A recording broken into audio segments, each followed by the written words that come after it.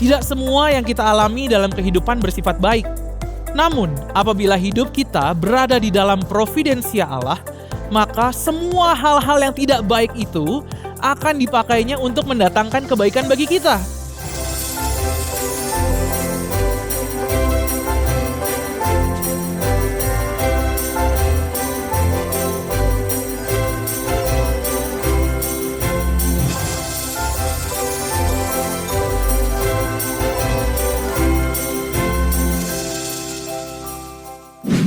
Hi Church, welcome back to Ibadah Khusus Mahasiswa Campus Connection.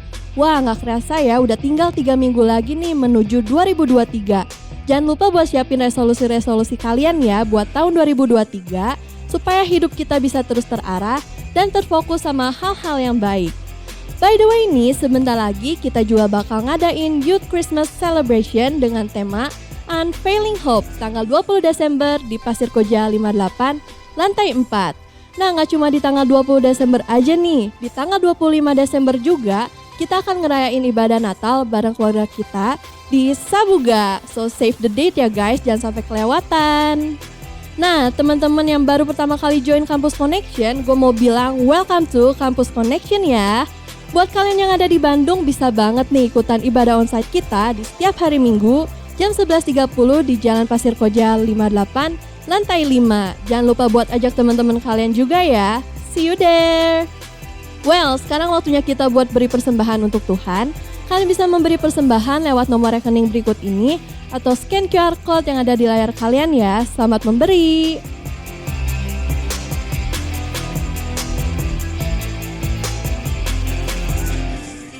Oke, sekian informasi dari gua. Yuk siapin hati, pikiran, dan catatan kita buat beribadah hari ini. So, enjoy the service guys. Mari berikan nyanyianmu yang terbaik untuk Tuhan kita, come on.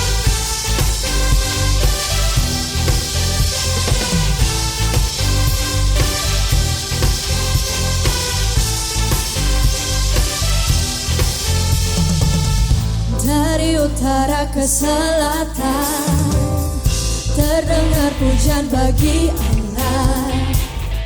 Dari barat sampai ke timur, nama Yesus disanjung tinggi.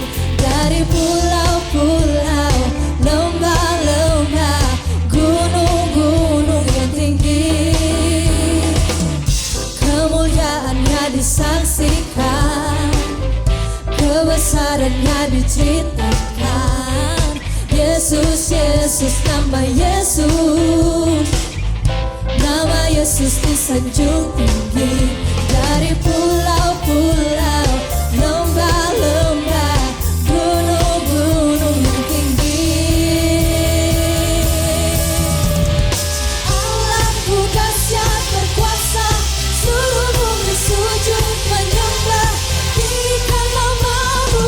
Allahku dahsyat berkuasa, seluruh bumi sujud menyembah, tinggikan namamu.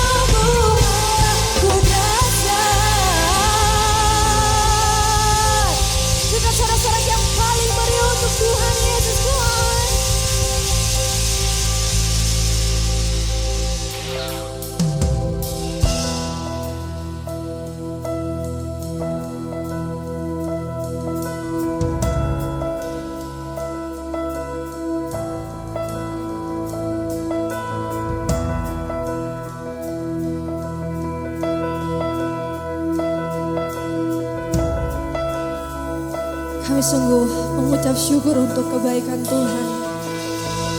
Untuk kasih setiamu yang gak pernah berhenti dalam kehidupan kami. Kami mau beri hidup kami sepenuhnya, seutuhnya hanya untuk Engkau Tuhan.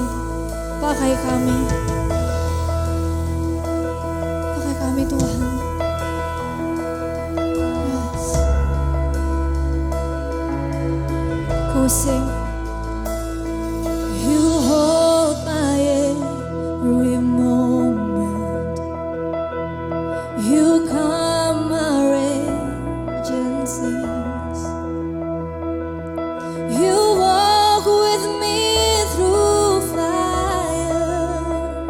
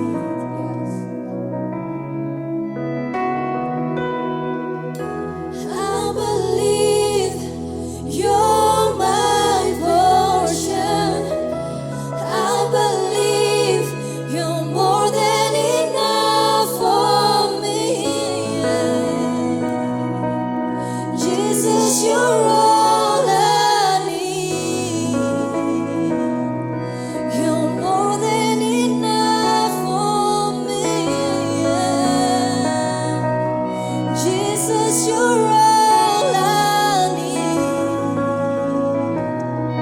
You're more than enough for me.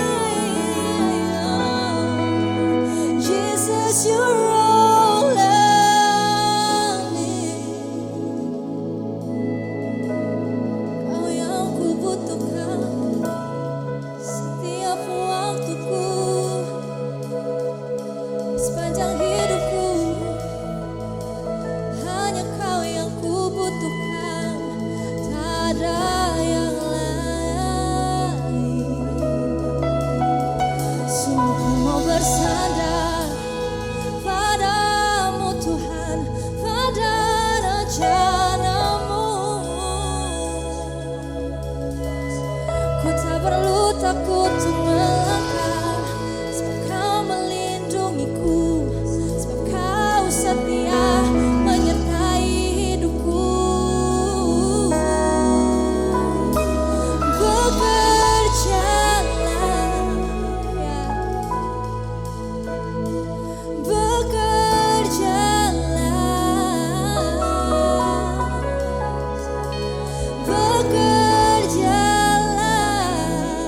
hidupku, ambil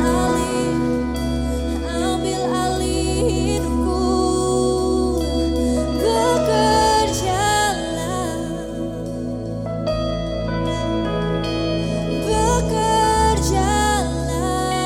Tuhan, ku izinkan kau bekerja.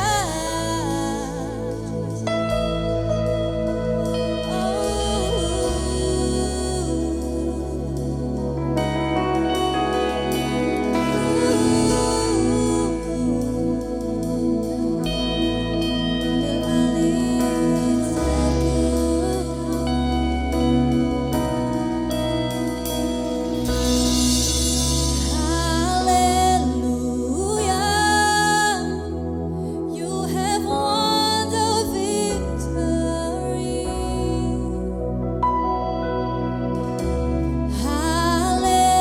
Hallelujah, you have won it all for me. Death could not hold you down. You are the risen King, seated in majesty.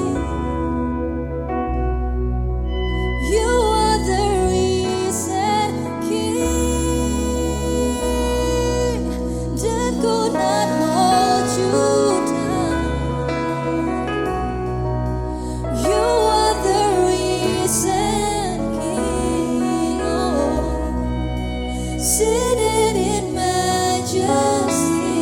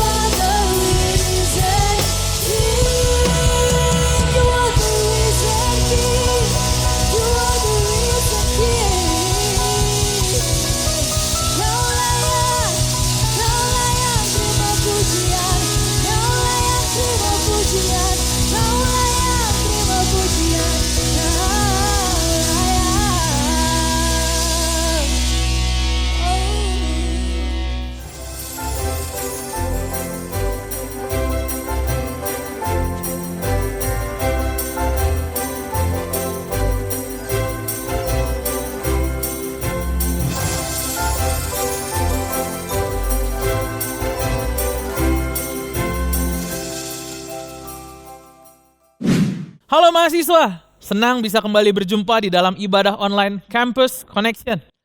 Memasuki bagian akhir dari tahun 2022, saya berharap kita semua tetap semangat dan dapat mengakhiri tahun 2022 ini dengan baik karena penyertaan Tuhan senantiasa ada di dalam kehidupan kita. Minggu yang lalu kita belajar bagaimana Tuhan punya tujuan di dalam kehidupan kita di dunia ini dan kita perlu menundukkan diri kita kepada Tuhan. Dan kemudian kalau Tuhan yang kasih kita purpose atau Tuhan yang berikan kita tujuan hidup, Tuhan juga yang akan menyediakan segala sesuatunya untuk kita dapat mencapai tujuan tersebut. Ya, providence, itulah yang akan coba kita pelajari hari ini. Sebelum kita berlanjut, yuk sama-sama kita berdoa terlebih dahulu. Kami bersyukur Tuhan buat hari ini, kalau sebentar kami akan mendengarkan firman Tuhan.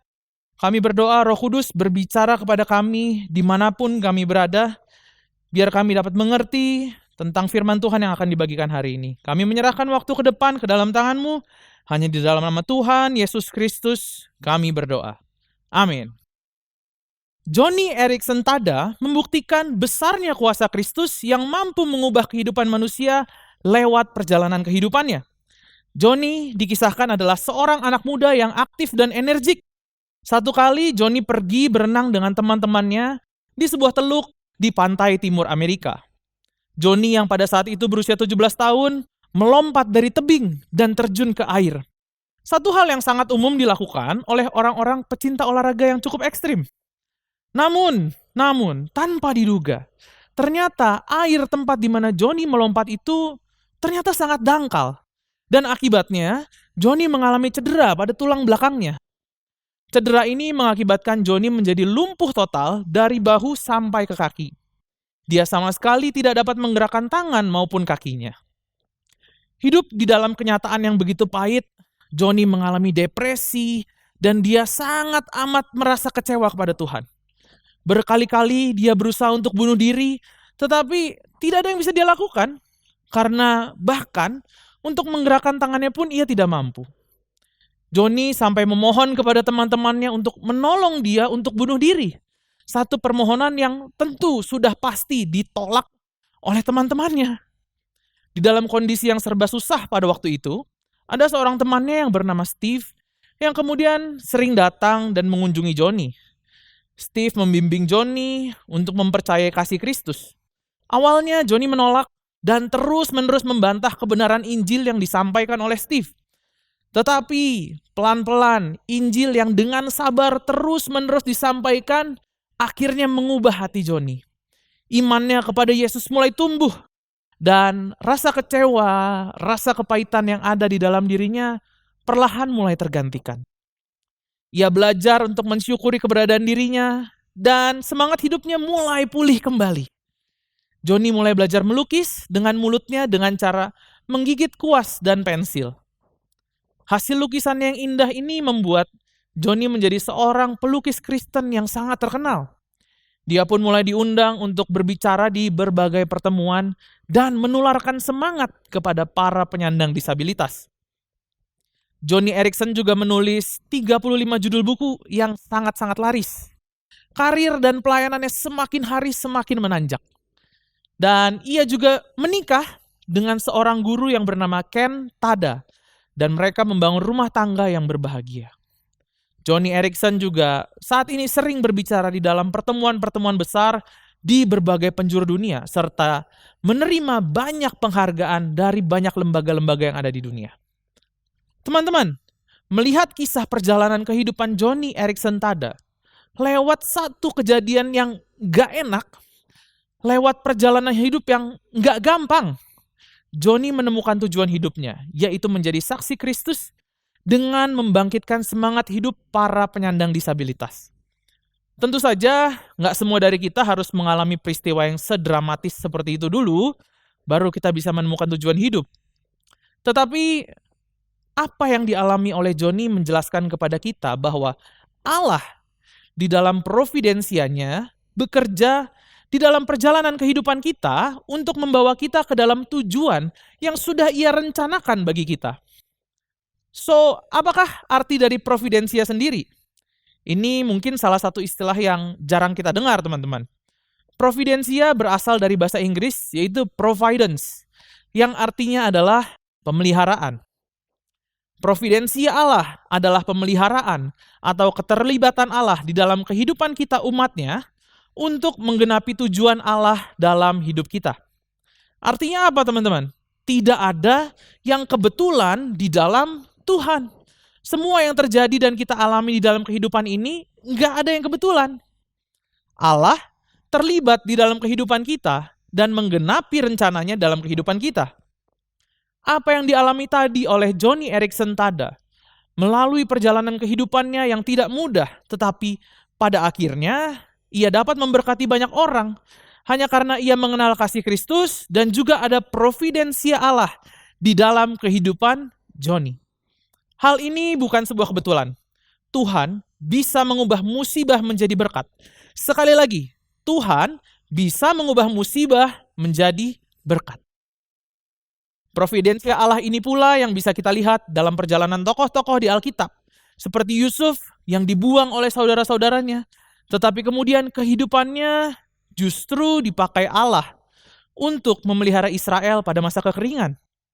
Begitu juga dengan Esther, Rasul Paulus, dan banyak tokoh Alkitab yang lainnya. Kita juga dapat melihat hal yang sama dari beberapa kisah orang-orang sukses, seperti Wallace Johnson, salah seorang pendiri Holiday Inn, perusahaan perhotelan yang sangat besar di dunia, dan juga Milton Hershey, pendiri pabrik coklat Hershey yang merupakan salah satu produsen coklat terbesar di dunia hingga saat ini. Kegagalan demi kegagalan yang mereka lalui di dalam perjalanan kehidupan mereka menunjukkan bahwa di dalam semua ini terdapat providensia Allah atau terdapat campur tangan Allah yang menuntun mereka untuk menemukan tujuan hidup seperti yang telah Allah rancangkan bagi kehidupan mereka. Hal ini juga yang disimpulkan oleh Rasul Paulus di dalam Roma pasal yang ke-8 ayat ke-28. Di ayat 28 ini kita dapat melihat prinsip-prinsip penting tentang providensia Allah di dalam kehidupan kita sebagai umatnya. Hal ini yang akan menolong kita untuk menjalani kehidupan bukan dengan putus asa, tetapi justru memiliki iman dan penyerahan diri kepada purpose, kepada tujuan yang datangnya dari Tuhan. Hidup bukan pasrah dengan keadaan, tetapi kita hidup dengan tujuan yang dari Allah. Mari kita baca Roma 8 ayatnya yang ke-28. Kita tahu sekarang bahwa Allah turut bekerja dalam segala sesuatu untuk mendatangkan kebaikan bagi mereka yang mengasihi Dia, yaitu bagi mereka yang terpanggil sesuai dengan rencana Allah. Di dalam ayat ini Rasul Paulus menuliskan tentang keterlibatan Allah yang dituliskan dan ditegaskan di dalam kalimat Allah turut bekerja dalam segala sesuatu. Itulah yang kita sebut sebagai providensia Allah. Dia turut bekerja di dalam kehidupan Joni Eareckson. Dia, Allah, turut bekerja dalam kehidupan Hershey tadi. Dia, Allah, bekerja di dalam kehidupan Yusuf. Dan bahkan dia, Allah, yang juga bekerja di dalam kehidupan kamu dan saya. Di dalam ayat tadi juga, Paulus menjelaskan 3 prinsip tentang providensia ini. Yang pertama, providensia Allah bersifat pasti. Ya, bersifat pasti karena di dalam pekerjaannya Tuhan selalu berkarya sampai tuntas. Dia gak pernah kerja setengah-setengah, dia gak pernah memulai sesuatu dan gak menyelesaikannya. Setiap kali Tuhan memulai sesuatu, pasti akan diselesaikannya sampai beres. Tuhan bukan sopir yang nyetir dengan coba-coba, yang kalau di perjalanan ada macet sedikit, putar balik aja, pulang lagi. Atau bahkan mungkin bilang, aduh, kayaknya susah ya kita pergi ke sana. Kita ganti arah tujuan aja ke tempat yang lain. Kita jangan pergi ke sana. Susah, macet, nggak tahu jalannya. Kita geser aja, pindah ke yang lain. Enggak. Tuhan tidak bekerja dengan gaya seperti itu. Sekali lagi, Dia nggak pernah coba-coba termasuk di dalam kehidupan kamu dan kehidupan saya. Ketika Tuhan menciptakan manusia, Dia juga nggak bilang, aku coba deh, bikinlah ini makhluk yang namanya manusia. Kalau bagus ya syukur. Kalau nggak bagus ya ntar bisa digantilah sama yang lain. Enggak. Bukan kayak gitu. Tuhan selalu bekerja dengan pasti. Tuhan selalu bekerja dengan beres. Itu sebabnya providensia atau keterlibatan dan pemeliharaan Tuhan dalam kehidupan kita juga bersifat pasti.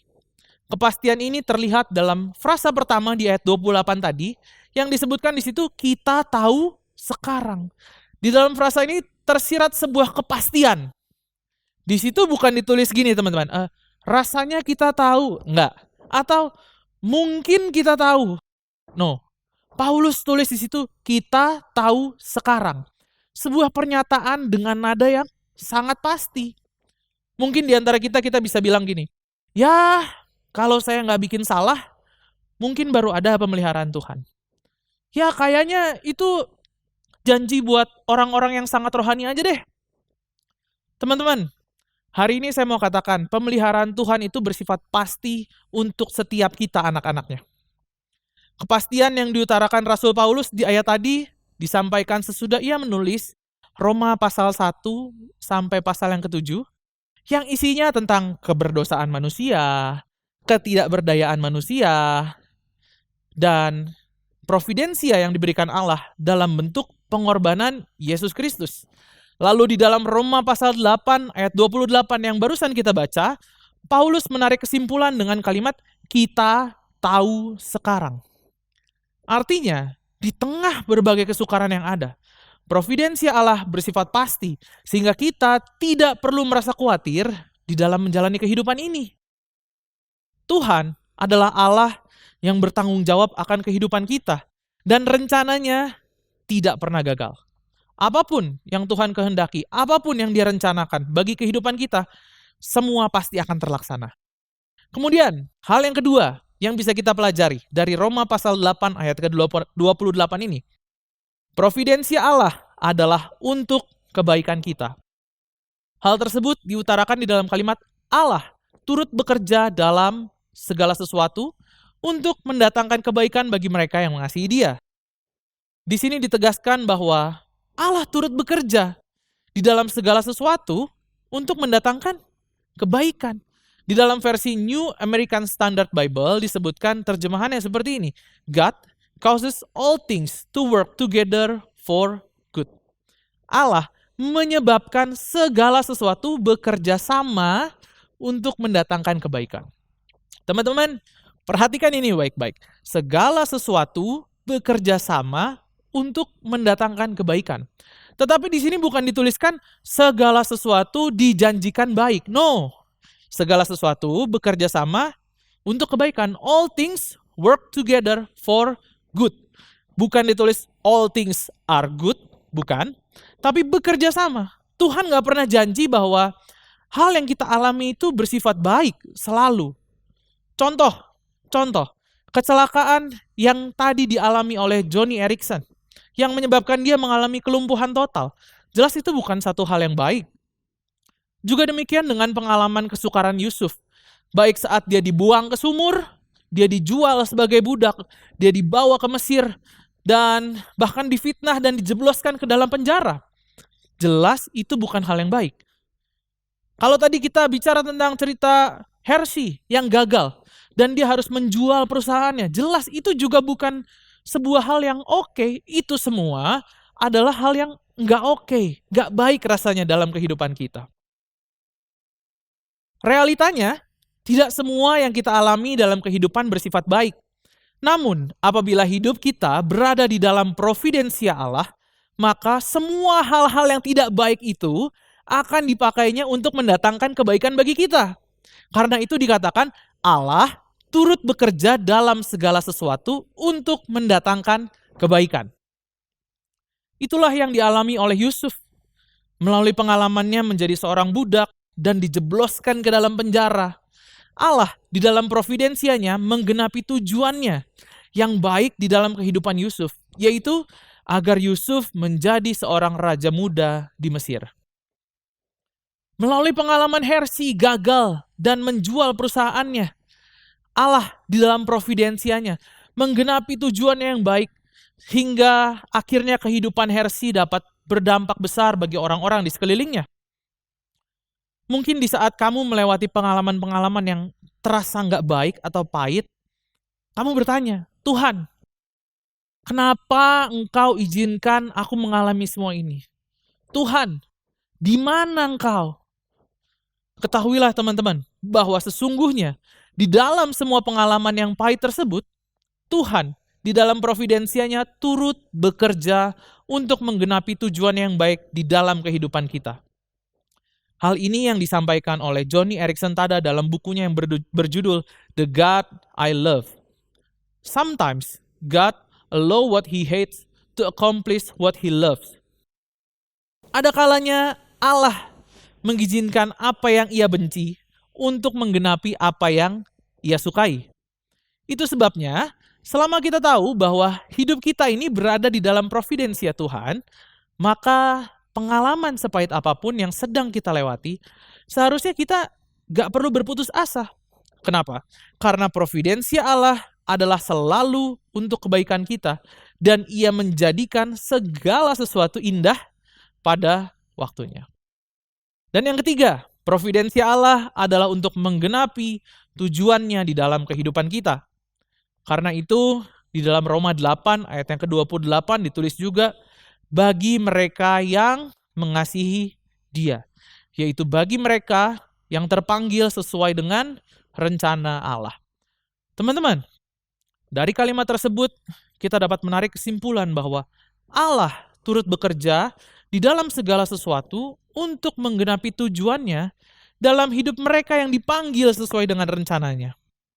Hal ini juga yang dikatakan Yusuf kepada saudara-saudaranya di Kejadian 50 ayat yang ke-20. Memang, kamu telah mereka-rekakan yang jahat terhadap aku. Tetapi Allah telah mereka-rekakannya untuk kebaikan. Dengan maksud melakukan seperti yang terjadi sekarang ini. Yakni memelihara hidup suatu bangsa yang besar. Walaupun Yusuf punya pengalaman pahit dengan keluarganya, tapi Tuhan bisa pakai Yusuf untuk memelihara mereka di masa-masa kekeringan.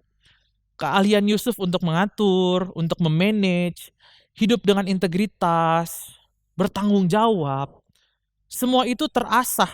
Sekalipun melewati fitnah dari istri Potifar, dia dilupakan oleh temannya di penjara.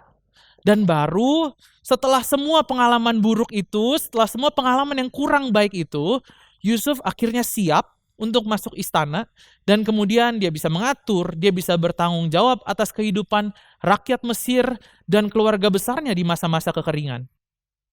Teman-teman, intinya Tuhan di dalam providensianya bekerja untuk menggenapi tujuan Allah dalam hidup kita. Tuhan belum selesai dengan kehidupan kita. Alkisah, ada seorang pria yang mengajak seorang pacar wanitanya yang sudah 3 tahun berpacaran untuk pergi makan malam sekaligus merayakan ulang tahun sang pacar. Sang pria membawa kotak kado yang agak besar, tetapi dia nggak langsung menyerahkannya kepada sang pacar. Tentu saja sang wanita sepanjang makan malam jadi bertanya-tanya kan, apa sih hadiahnya? Dia udah lihat tuh ada kotak besar, tapi kok nggak dikasih-kasih sih? Oh mungkin nanti. Siapa tahu dikasihnya setelah makan. Oke lah kalau begitu. Dia cepat-cepat makan, habisin semua makanannya. Karena aduh nggak sabar, itu hadiahnya apa? Kotaknya gede, kayaknya bagus nih. Kayaknya wow nih kayaknya. Oke, setelah makan malam selesai, baru akhirnya sang pria memberikan kado yang agak besar tersebut. Tanpa ragu, sang wanita membuka kado yang dia terima tersebut. Tetapi ketika dia membukanya, loh, kok bantal? Loh, bener kan? Iya, ini bantal. Ya bantalnya bagus sih, tapi kok... Oh coba siapa tahu ada kartu ucapan di balik bantalnya. Ternyata nggak ada apa-apa. Ya ini bantal doang. Nggak ada kartu ucapan, nggak ada apa. Ya bantalnya bagus, tapi bantal doang. Dia kecewa. Kenapa bantal sih? Gitu. Melihat muka sang pacar kecewa, lalu sang pria datang menghampiri dan kemudian dia ambil bantal tersebut. Dia taruh dan dia berlutut di atasnya. Dan dia bilang, maukah kamu menikah dengan aku? Seketika itu juga Senyum sang wanita merekah dan menangis bahagia.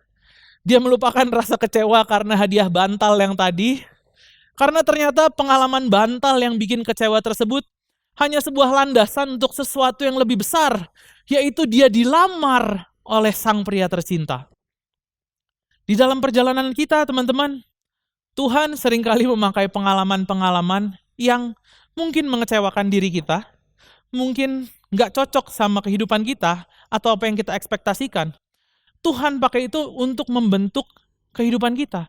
Tuhan pakai itu untuk membuat kita bisa belajar rendah hati.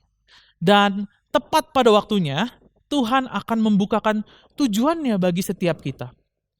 Oleh sebab itu, apapun yang sedang kita alami pada hari-hari ini, kita nggak perlu berputus asa. Apapun yang rasanya di luar ekspektasi kita nggak perlu berputus asa. Kenapa?